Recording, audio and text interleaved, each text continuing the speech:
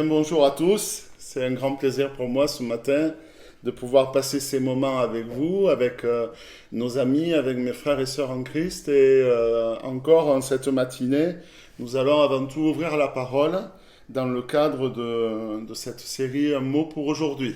Et je vais partager avec vous un mot. Alors c'est un mot double, mais ça compte pour un mot puisqu'il y a un tiret entre. Et on va prendre ensemble juste un texte très court dans le livre de Josué au chapitre 1. Et on va simplement lire les 4 premiers versets, même pas, les 3 premiers versets, les 2 premiers versets. Voilà, il est dit, après la mort de Moïse, serviteur de l'Éternel, l'Éternel dit à Josué, fils de Nun, serviteur de Moïse, Moïse, mon serviteur, est mort. Maintenant, lève-toi, passe ce Jourdain, toi et tout ce peuple, pour entrer dans le pays que je donne aux enfants d'Israël. Josué. Josué est un personnage de l'Ancien Testament qui est un personnage important, un personnage clé, et notamment nous voyons dans la parole de Dieu qu'il a été le bras droit de Moïse, et pendant des années il l'a assisté, il a été aux côtés de Moïse, et nous voyons dans ce texte que nous nous retrouvons juste au moment de la mort de Moïse. Dans un contexte aussi particulier, puisque nous savons que Josué fait partie de ceux qui sont rentrés alors que le peuple d'Israël arrivait en face du pays de Canaan. 12 espions ont été envoyés et Josué, Caleb en faisait partie. Et alors que tous ceux qui ont vu ce pays ont dit mais il y a des choses magnifiques, mais il y a des hommes qui sont très puissants, il y a des villes qui sont fortifiées, ils ont eu peur. Josué et Caleb, eux, ont cru en l'Éternel, ils ont eu cette confiance en l'Éternel. Et finalement, l'Éternel, à cause de cette attitude du peuple d'Israël, va dire, toute cette génération ne rentrera pas, pendant 40 ans, ne rentrera pas dans le pays promis parce qu'ils ont douté. Mais Josué et Caleb, fidèles serviteurs, pourront rentrer dans ce pays promis. Et nous arrivons là, après ces 40 années, où le peuple d'Israël s'est retrouvé errant dans le désert, on va dire semi-nomade, il s'était installé certainement, et pendant des années, ils ont attendu que cette promesse puisse s'accomplir. Et quand on regarde d'ailleurs le premier texte dont je parlais, on voit que Josué avait certainement au moins 20 ans à l'époque de sa première revenue dans le pays de Canaan. Et là, on se retrouve avec un Josué qui a 60 ans, peut-être 70 ans, en tous les cas, au moins 60 ans, si on en croit effectivement ce que l'on lit dans la parole de Dieu, et la promesse Deutéronome 31, 23, où il est dit, tous les hommes de plus de 20 ans, donc il avait plus de 20 ans, et là, il a plus de 60 ans, quand Dieu va lui parler.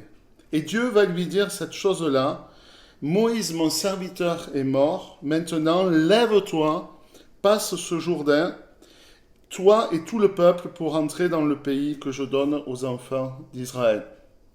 Ce mot un petit peu en deux parties, sur lequel je voulais m'arrêter quelques instants ce matin, c'est lève-toi. Lève-toi. Un ordre donné par Dieu à Josué, et un ordre qui, je trouve, amène vraiment à une réflexion justement sur notre position. En tant que croyants, en tant que chrétiens, Dieu nous invite aussi à nous lever. Peut-être qu'il y a eu dans la vie de certains de ceux qui sont là, de mes frères et sœurs, de nos amis qui écoutent, des déserts, des traversées de déserts, des difficultés, des moments qui ont été effectivement difficiles. Dieu veut te dire aujourd'hui, lève-toi, ne reste pas dans cette position. Se lever, ça nécessite de la volonté. Notre corps ne se lève pas si à un moment donné notre cerveau ne donne pas cet ordre justement de se mettre debout et de se lever. J'aime bien justement ce terme-là. Il y a un autre terme qui est juste après, qui est fortifie-toi et prends courage. Et de la même façon, il n'est pas dit je vais te fortifier, je te fortifie et aie du courage, mais il est dit fortifie-toi. Il y a là, lève-toi, fortifie-toi. On voit qu'il y a là un engagement qui est celui de dire vas-y, aie confiance dans ton Seigneur. Vas-y, ne reste pas dans la situation où tu es. Et bon, vous savez, de nombreux messages ont été donnés sur ces deux mots, lève-toi. Mais je voudrais effectivement m'arrêter sur ce mot et mettre ce texte au regard d'un autre texte que nous trouvons dans le livre de Matthieu, dans l'évangile de Matthieu au chapitre 9, les versets 1 à 7, où il nous est parlé là d'un homme qui était paralysé. Et il nous est dit la chose suivante: Jésus étant monté dans une barque, traversa la mer, alla dans sa ville, et voici on lui amena un paralytique couché sur un lit. Jésus, voyant leur foi, dit au paralytique: Prends courage, mon enfant, tes péchés sont pardonnés. Alors quelques scribes dirent au-dedans d'eux: Cet homme blasphème. Jésus, connaissant leurs pensées, dit: Pourquoi avez-vous de mauvaises pensées dans vos cœurs? Car lequel est le plus aisé de dire: Tes péchés sont pardonnés, ou de dire: Lève-toi et marche? Or, afin que vous sachiez que le Fils de l'homme a sur la terre le pouvoir de pardonner les péchés, lève-toi, dit-il au paralytique, prends ton lit et va dans ta maison. Et il se leva et s'en alla dans sa maison. Nous avons aussi là, effectivement, ce même commandement, ce même ordre qui est donné par la personne de Jésus à cet homme paralysé. Il va lui dire: lève-toi. Cet homme était effectivement cloué à cause de la maladie, ne pouvant bouger. Et Jésus va lui donner cet ordre. Et derrière cet ordre, je crois qu'il y a une part effectivement de foi qui est demandée à cet homme. Lève-toi. Ce paralytique aurait pu dire: mais je suis paralysé, ça fait des années que je suis paralysé et il n'y a aucune raison que je me lève. Non, c'est pas la peine. Mais Jésus va lui demander ce pas de foi, de dire: eh bien, prends ce courage, prends cette résolution, ne reste pas assis, ne reste pas couché, ne reste pas dans l'état où tu es, mais bouge, lève-toi. Et vous savez, c'est vraiment dans notre vie ce que Dieu veut pour chacun d'entre nous. Ce matin, vous êtes levés, vous êtes là écoutant ce message.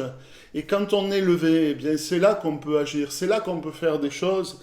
Et combien c'est important. Je me souviens quand j'étais jeune, on aimait bien, quand les pasteurs prêchaient, on aimait bien quelque part trouver des petites amorces. Vous voyez, quand un pasteur disait Samson et Dalida, par exemple, au lieu de Samson et Delilah, on était un petit peu moqueur à l'époque. Je me souviens une fois de mon père qui a prêché sur ce texte. Et au lieu de prendre dans l'ordre qui est donné, et au lieu de dire effectivement « Lève-toi, prends ton lit et marche », il a dit « Prends ton lit, lève-toi et marche ». Et là, on était avec quelques copains à côté, on s'est regardé en souriant, et on imaginait ce pauvre paralytique. Vous vous rendez compte, il est déjà dans la difficulté de sa santé, dans un état qui le laisse clouer, et imaginez Jésus lui dire « Prends ton lit, c'est bon, j'ai pris mon lit, et lève-toi, comment je vais faire? Déjà, je sais pas marcher, non, il y a quelque chose qui va pas. » Et je crois que dans la parole de Dieu, avant de prendre les choses et avant de marcher, il est important d'avoir cette phase justement de dire « je me lève ». C'est l'élément le plus important. Vous savez, la Bible dit qu'un chien vivant vaut mieux qu'un lion mort, et il existe aussi un autre proverbe qu'on retrouve chez les Africains qui dit « Méfie-toi plus d'un lion réveillé que de 10 lions qui dorment ». Et c'est une réalité, lorsque effectivement nous sommes levés, c'est là que nous pouvons nous mettre vraiment en marche, aller de l'avant. Et ça nécessite effectivement, et j'y reviens encore une fois, une volonté. Un enfant, pendant des semaines, des mois, il va se mettre là à crapahuter sur le sol, à ramper, etc. Et à un moment donné, il va se tenir sur ses jambes, et à un moment donné, il va se lâcher. Et à partir du moment où il se lâche, eh bien, c'est ce moment qui est fatidique, mais qui est merveilleux, où il va faire ses premiers pas. Et il y a justement cet espace de liberté, cette possibilité d'aller de l'avant. Et Paul, notamment, va nous inciter à non seulement marcher, mais à courir vers le but, à courir vers ce que Dieu veut pour nous. Et avant de courir, avant de marcher, il est important de se lever, Alors certains pourraient dire, mais comment on fait justement pour se lever? Vous savez, ce que quelqu'un a dit un jour, ce que Dieu ordonne, il le donne. Et à partir du moment où Jésus a dit à ce paralytique, lève-toi, en même temps, il lui a donné cette possibilité de se lever au travers de la guérison divine. Et quand Dieu nous demande quelque chose, eh bien c'est lui qui va nous donner ses forces. Et comment se lever, vous savez, le mieux justement, c'est de prendre la parole de Dieu, c'est d'avoir ce moment d'intimité avec notre Seigneur dans la lecture de la parole de Dieu, dans la prière. Et je vous invite à continuer sur ces deux textes que nous avons vus ensemble. Et en cette matinée de vous dire, Seigneur, j'ai pas envie de rester passif. Qu'est-ce que je peux faire aujourd'hui? J'ai envie d'aller de l'avant. Tenez-vous dans la prière et levez-vous devant le Seigneur. Oh, combien c'est bon! Combien c'est bon! Combien j'imagine Josué, quand il a entendu ces mots, il s'est dit, ça y est, un peu comme, vous savez, quand il y a les coureurs qui sont là, prêts à faire un 100 mètres, ils sont dans les starting blocks, et paf, quand ça tape, il y a toute l'énergie, et ils partent d'un coup, parce qu'ils ont attendu ce moment-là. Et je suis sûr que Josué était dans ce même état. Mon frère, ma sœur, je te le dis encore aujourd'hui et ce matin, ne reste pas dans la passivité, dans cette période peut-être où c'est une période justement où, eh bien, à cause du coronavirus, à cause des congés, on pourrait effectivement se laisser aller à une certaine passivité, mais au contraire, prends ce temps devant le Seigneur pour dire c'est l'occasion pour moi d'être dans les starting blocks justement et de me tenir prêt pour pouvoir vraiment me lever et servir le Seigneur, de pouvoir me lever et aller encore de l'avant. Notre Seigneur est fidèle, il est bon, il ne veut pas que nous restions inactifs, il ne veut pas que nous restions sans force. Et il est celui qui nous dit encore ce matin, lève-toi mon enfant. C'est sur ces mots que je voudrais vous laisser et que le Seigneur vous bénisse pendant toute cette journée. Et à bientôt sur le site de notre Église. Que le Seigneur vous garde, vous bénisse. Prenez ce temps encore avec la parole de Dieu, avec le Seigneur. Qu'il vous bénisse et qu'il vous garde là où vous vous trouvez. Bonne journée et que le Seigneur vous garde.